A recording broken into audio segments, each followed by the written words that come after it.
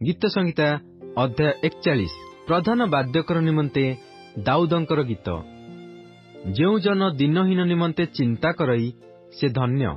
सदाप्रभु दुर्दशा दिन रे ताहाकु उद्धार करिवे।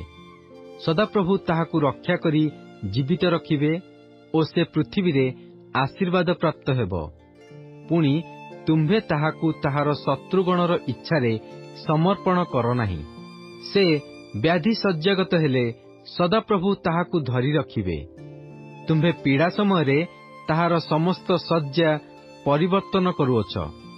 मु कहिली, हे सदाप्रभु मो प्रति दया कर, मो प्राण को सुस्थ कर, कारण मु तुम्भ विरुद्धरे पाप करिअछि। मोहर शत्रुगण मो विरुद्धरे हिंसार कथा कहि बुलंती। से केबे मरिबो ओ ताहार नाम लुप्त हेबो। से मते देखिବାକୁ आसिले असार कथा कहे। ताहार हृदय आपणा पाई अधर्म संचय करे।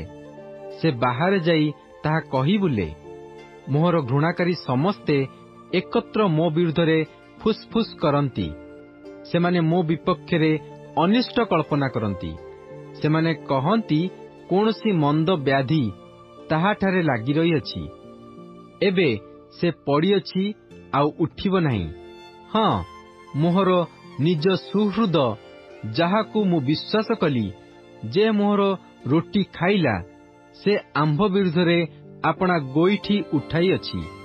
मात्र हे सदाप्रभु तुम्भे मो प्रति दया करी मते उठाओ। तहिरे मु सेमानकु प्रतिफल देबी। मोहर शत्रु मो उपरे जयध्वनि करुनाही। ए सकाशु मु जाने जे तुम्भे मोठारे संतुष्ट अछ।